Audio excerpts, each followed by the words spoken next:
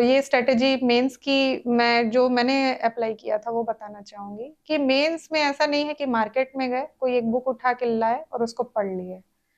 मैं शुरू में शायद ऐसा हो सकता है, जब हम अपने आंसर्स लिखते हैं तो समझ आता है जिस तरीके से आजकल के क्वेश्चंस आ रहे हैं। तो मेंस में पहले आपका खुद का एक नोट्स होना जरूरी है जिसको आप पढ़ के जाए, क्योंकि क्या है ना, मेंस में एक दिन में 2 पेपर होंगे और आपको मतलब कंप्लीटली 6 घंटे लिखने हैं। और वापस आके शाम को 5 बजे जैसे पेपर खत्म होता है, वापस आके आपको दूसरे पेपर की तैयारी करनी है, दूसरे दिन की। दूसरे दिन भी 2 पेपर हैं, तो उसमें ये रहेगा कि एक सिनॉप्सिस पैटर्न में आपके नोट्स होने चाहिए, शॉर्ट नोट्स। अब वो नोट्स कैसे बनेंगे? तो जैसे कि आप कोई भी कोचिंग जैसे ज्वाइन करते हैं बच्चे, तो वहाँ के नोट्स क्या है कि एक रेलेवेंसी हो जाती है कि हम इस कोचिंग से पढ़े हैं तो ये नोट्स हमारे लिए अच्छा है, क्योंकि काफी टाइम तक पढ़ा है ना उन्होंने ये नोट्स। जी। तो पहले अगर जिस कोचिंग में आप गए हो उसके नोट्स आपको मिल रहे हैं तो बिल्कुल उसी को ही फिर पढ़िए।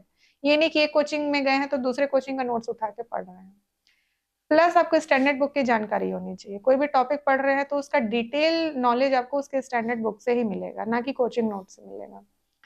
तो जैसे कि हर पेपर के लिए एक एक रहता है स्टैंडर्ड बुक्स। पहला जैसे अपना लैंग्वेज पेपर रहता है, तो लैंग्वेज पेपर में 3 पोर्शन है, हिंदी है, इंग्लिश है और छत्तीसगढ़ी है, जिसमें हिंदी 100 नंबर का रहता है, तो हिंदी का वेटेज काफी है। इसके लिए एक हरदेव बाहरी की बुक जो मैंने प्रेफर की थी वो एक इम्पॉर्टेंट है। दूसरा है कि विनय पाठक की एक बुक मार्केट में आई हुई है जिसमें जितने भी कवि इन संदर्भ में रहते हैं वो आप देख सकते हैं। छत्तीसगढ़ी की भी सेम उसी तरीके से बुक आई है। इंग्लिश में भी आपको मेहनत करनी पड़ेगी, जैसे कि इंग्लिश मीडियम के बच्चे सोचते हैं कि हम चल देंगे और पेपर बन जाएगा, ये गलत फहमी है। ये ऐसा नहीं हो सकता है जी। क्योंकि वहां पर आप जाके मिस्टेक कर कर आएंगे। तो इसके लिए लूसेंट की, टाटा मैग्रो हिल की प्रैक्टिस पेपर जरूर करने चाहिए, क्योंकि 50 नंबर है, काफी एक एक नंबर भी महत्वपूर्ण रहता है। दूसरा है ऐसे का पेपर। तो ऐसे में जो भी करंट टॉपिक्स चल रहे हैं नेशनल में, इंटरनेशनल में और छत्तीसगढ़ लेवल में, वो टॉपिक्स को आप डे टू डे देखिए कि क्या क्या टॉपिक्स आ रहे हैं, उनको नोट डाउन करिए, उनसे रिलेटेड बुलेट पॉइंट्स बना लीजिए। और दूसरी बात है कि जब भी ऐसे लिखने का समय आए तो आपको एकदम एक स्टिक होके नहीं लिखना है, ऐसे कि मैंने वहां से पढ़ा था और उसी को जाके छापना है, ऐसा नहीं। आप कंप्लीटली विजुलाइज करिए, सारी चीजों को एनालिसिस करिए वहां पर और उसके बाद एक फ्रेम करिए ऐसे, जी। वो सॉलिड रहता है। तीसरा आता है कि अपना पेपर 3 है, जो कि काफी टफ पड़ता है क्योंकि इसमें इंडियन हिस्ट्री है, सीजी हिस्ट्री है, कॉन्स्टिट्यूशन है और पबेट है।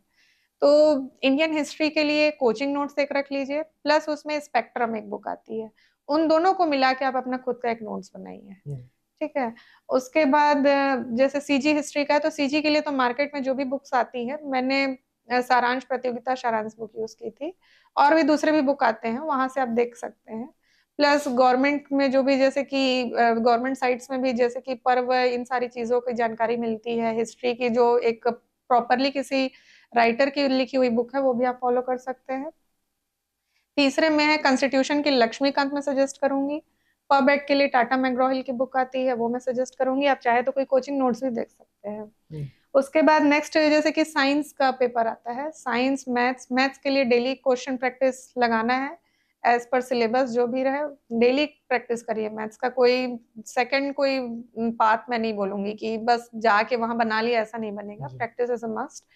और फिर साइंस के लिए जैसे कि 10th सीजी बोर्ड के सिलेबस हम देखते हैं मेंस में, तो आप एनसीईआरटी भी पढ़िए, क्योंकि वो भी जरूरी है साइंस का पेपर निकालने के लिए।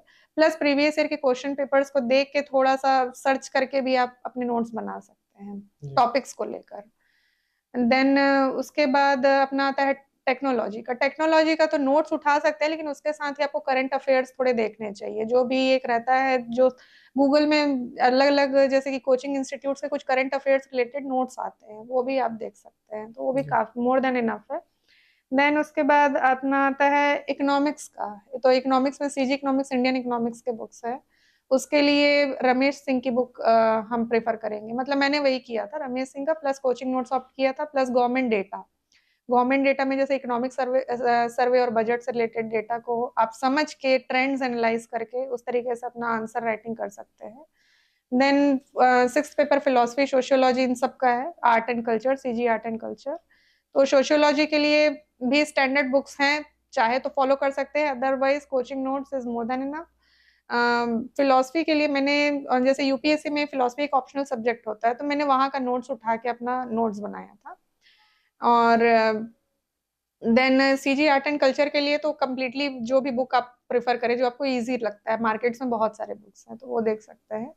देन लास्ट जो 7th पेपर है वो आता है इंटरनेशनल एजुकेशन इंस्टीट्यूट्स का, लॉ का। लॉ से रिलेटेड है, उसके लिए बेयर एक्ट जरूर देखें। जनरली लोग नहीं देखते हैं, सिंपल नोट्स पढ़ के चले जाते हैं, उससे वो नहीं बनेगा।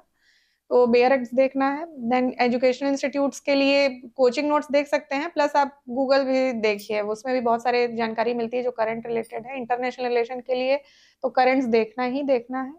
ये सारे मतलब एक स्ट्रेटेजी वे में मैं बता सकती हूँ।